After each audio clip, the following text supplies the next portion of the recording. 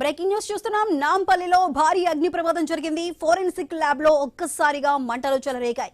మొదటి అంతస్తులో మంటలు ఎగిసిపడుతున్నాయి. 2 ఫైర్ ఇంజన్లతో మంటలను అదుపు చేసే ప్రయత్నం చేస్తున్నారు. అయితే దట్టంగా పొగ కమ్ముకోవడంతో సహాయక చర్యలకు అంతరాయం ఏర్పడింది.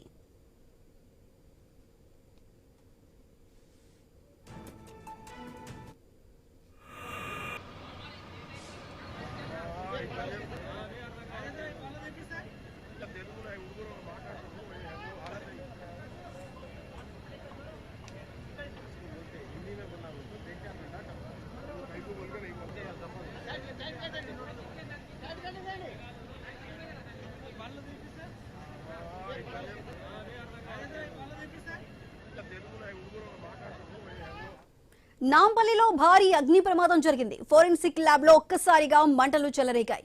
మొదటి అంతస్తులో మంటలు ఎగిసిపడుతున్నాయి. 2 ఫైర్ ఇంజన్లతో మంటలను అదుపు చేసే ప్రయత్నం చేస్తున్నారు.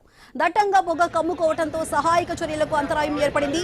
అయితే నాంపల్లిలో జరిగిన ఈ భారీ అగ్ని ప్రమాదానికి సంబంధించిన అప్డేట్స్ ని మా ప్రతినిధి స్వామి అందిస్తారు. స్వామి, చెప్పండి, ప్రస్తుతం అక్కడ సిచ్యువేషన్ ఏ విధంగా ఉంది? సహాయక చర్యలు ఏ విధంగా కొనసాగుతున్నాయి? అసలు ఫోరెన్సిక్ ల్యాబ్ లో ఈ ప్రమాదానికి సంబంధించి అప్డేట్స్ ఏమైనా ఉందా?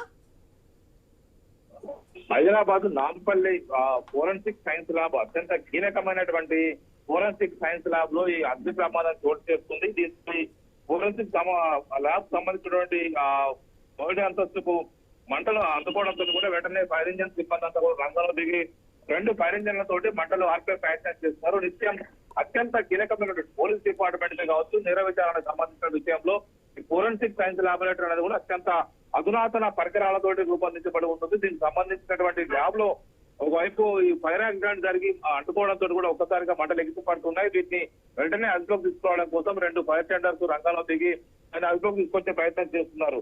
మరోవైపు రాష్ట్ర వ్యాప్తంగా కూడా ఒకవైపు ఈ ల్యాబ్ అనేది కూడా అత్యంత ఆధునిక టెక్నాలజీతో కూడుకుని ఉంటుంది. అత్యంత ఖర్చుతోని వ్యయంతో కూడుకున్నటువంటి ల్యాబ్ లో ఇటు పోలీస్ డిపార్ట్మెంట్, మరోవైపు మిగతా డిపార్ట్మెంట్స్ అని కూడా కోఆర్డినేట్ చేసుకుంటూ ఉంటాయి.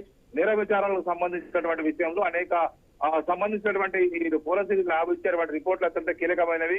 అనేక రకాల కేసులకు సంబంధించినటువంటి పరిశోధన ఇందులో కొనసాగుతూ ఉంటుంది. ఇలాంటి కీలకమైనటువంటి ఫోరెన్సిక్ సైన్స్ ల్యాబొరేటరీలో అగ్ని ప్రమాదం చోటు చేసుకోవడంతో కూడా వెంటనే అలర్ట్ అయినటువంటి ఇప్పుడు పోలీసు అగ్నిమాపక సిబ్బంది అంతా కూడా రంగంలో దిగి వాటిని అదుపులోకి తీసుకొచ్చే ప్రయత్నం అయితే చేస్తూ ఉన్నారు. స్వామి, అయితే ఈ ప్రమాదంలో ఎవరైనా ల్యాబ్ లో చిక్కుకున్నారా? దానికి సంబంధించి సహాయక చర్యలు ఏ విధంగా ఉన్నాయి?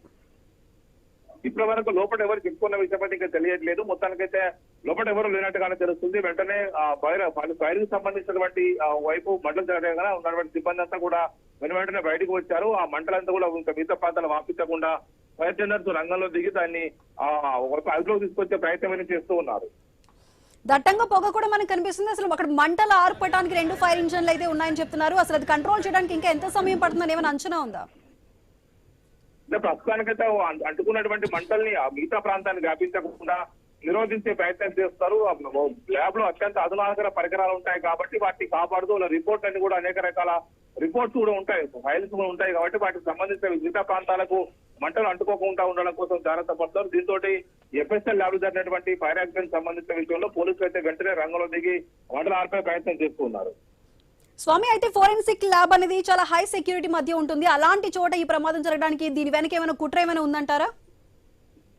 అంటే ఇంతవరకు పోలీసు విచారణ కొనసాగితే తప్ప అసలు విషయం బయటకు రావాల్సి ఉంటుంది. మొత్తానికైతే ఒక పోలీసులు ఆ దిశగా విచారణ కొనసాగించే అవకాశం కనబడుతుంది. ఎక్కడ మంటలు ప్రారంభమయ్యాయి దానికి సంబంధించినటువంటి ఒకవైపు సీసీటీవీ ఫుటేజ్ లాంటి మిగతా కీలకమైనటువంటి ఆడిట్స్ కు పరిశీలిస్తే తప్ప విషయం బయటకు వచ్చే అవకాశం కనబడుతుంది. ఇలాంటి కీలకమైనటువంటి ల్యాబ్ల విషయంలో ఎప్పుడు అప్రమత్తంగా ఉండాల్సిన డిపార్ట్మెంట్ సెక్యూరిటీ సిబ్బంది ఎందుకు ఇంత నిర్లక్ష్యంగా వ్యవహరిస్తున్నారనేది కూడా కొంత తెలియాల్సి ఉంది. అనేక రకాల ఫైర్ ఎక్విప్మెంట్స్ ముందుగానే వాళ్ళు అమర్చి ఉంటాయి. సకాలంలో ఫైర్ వచ్చినప్పుడు వెంటనే ఆటోమేటిక్ గా వాటర్ ఎగ్జాస్ట్ సంబంధించినటువంటి ఫైర్ సిబ్బంది అంతా కూడా లోపల ఉన్నటువంటి వాటర్ ఇంజెక్ట్ జెట్ పిల్లర్స్ అంతా కూడా కొట్టాల్సి ఉంటుంది.